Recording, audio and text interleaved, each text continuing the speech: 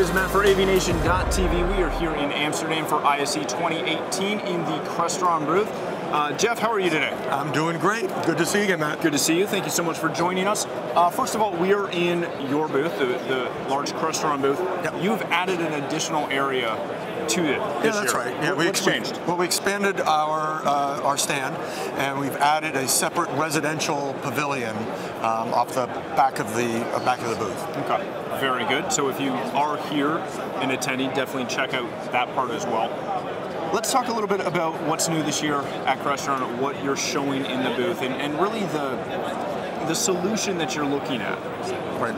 So certainly there are lots of new products, but what's interesting perhaps is what's driving the product development and why we're developing or making the hardware and the software that we are making. Okay. So we've worked very, very closely with a lot of our enterprise clients, whether it be corporate, government, or education, and try to really understand what their challenges are and find out from a technology perspective, how can we help them solve those problems? And what it all really boiled down to is 5 challenges that they all seem to face. Okay. And that is, how do we have a consistent user experience throughout all our different spaces across the enterprise?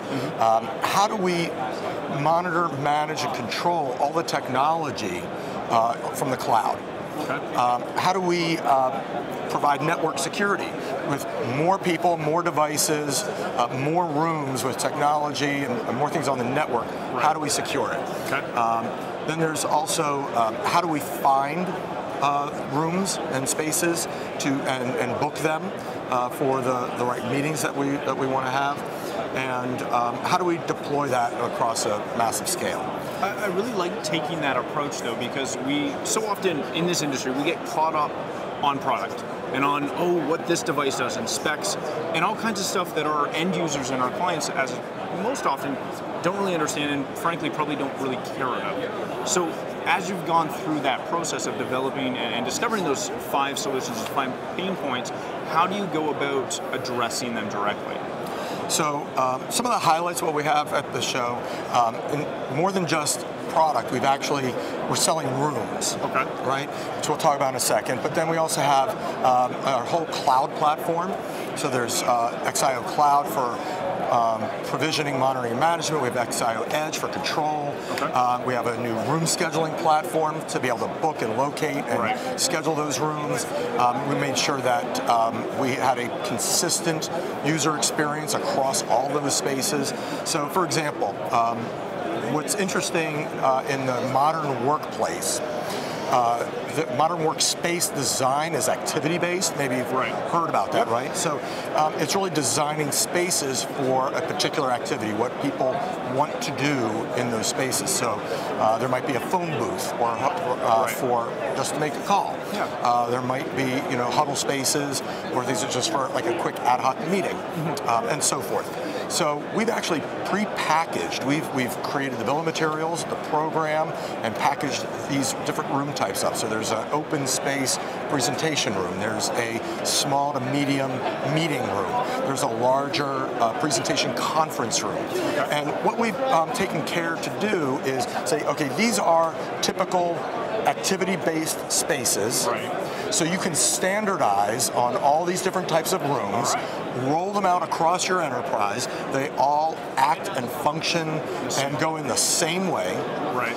They are all network secured, so all the devices support standard network protocols. So we're securing devices, people, and content. So 802.1x network access control for devices, Active Directory to authenticate users or people that want to access your network, AES encryption to protect your content and data. So across the board, all of our devices in all these rooms are secure. They're supported by our XIO Cloud, so you can actually deploy them and monitor and manage them from the cloud. So this is simplifying things not only for the end user, which is obviously what we're all trying to do, but really for the integrators in general, because they can literally go through and check off boxes with the rooms that they're needing based on the activities. That's fantastic. That's right, and then you get that consistent user experience in every space for the end user.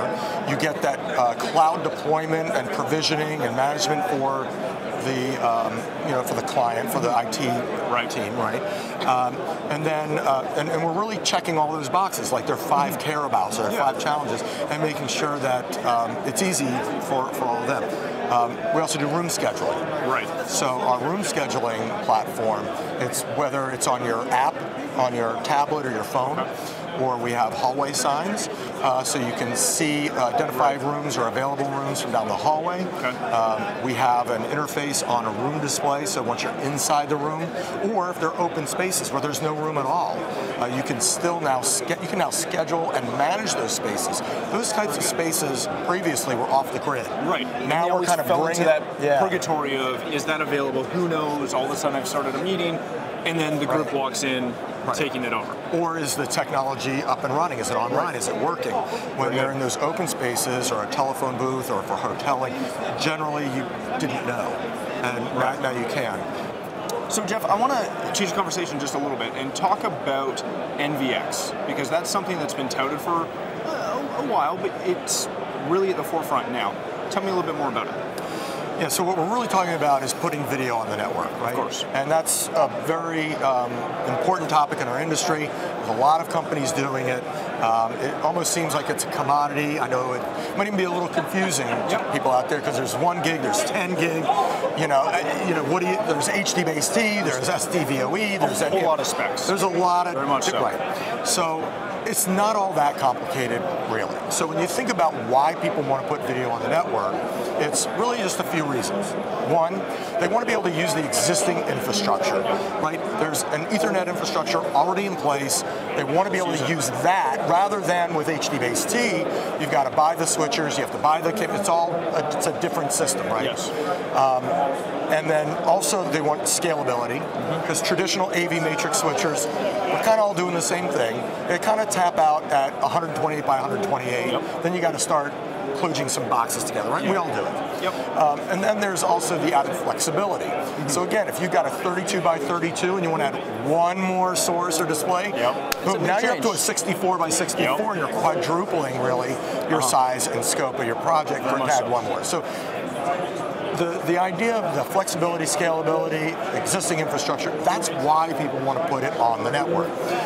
Now, if you use a 10 gigabit solution, you don't get any of those benefits. Right. Because they don't have 10 gig in the walls now, which means that you have to buy new equipment, which means you might as well have just gone HD-based T to begin with. Yeah. Very much so. If you're looking for the scalability, 10 gig doesn't give you that either. Right.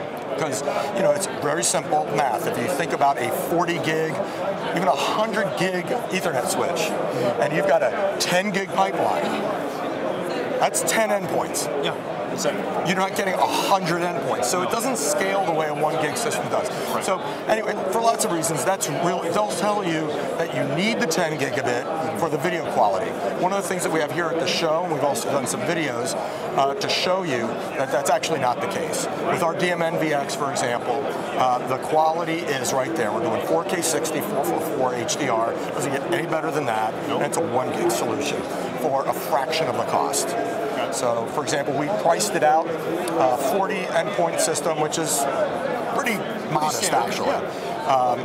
Our system was about $11,000 US. That's fantastic. Theirs, for a 10 gig solution, was about $245,000. Significantly different. Significantly different. So for no real benefit. Now, there are some other solutions out there. But we do invite people to come to our website or come down to our stand, where we're showing some different tests, where we're showing you how much better our quality is. There's no latency. We have patent-pending technology that actually decodes and scales at the same time. So we have no more latency than a scaled HD-based T solution. System. And we're the only ones that are actually have forward error correction, which basically protects against environmental noise. So think electrostatic discharge from electrical appliances and other electrical systems, like lighting systems in a building, will affect network video, but they don't affect DM NVX. And then on top of that, you put our XIO director, which provides all of the management, the network management, and acts as a virtual matrix switcher. And there's really it's really a no-brainer. There's really nothing else you can do. Yeah. It's fantastic. Beautiful. So to find out more about the solutions that we talked about, the room solutions, etc., as well as NVX and really everything else that you offer, where can people find that? Well, it's Crestron.com for NVX. Go to Crestron.com/NVX. Very good. Thank you so much. For more footage from the show floor, please visit AVNation.tv. That's AVNation.tv.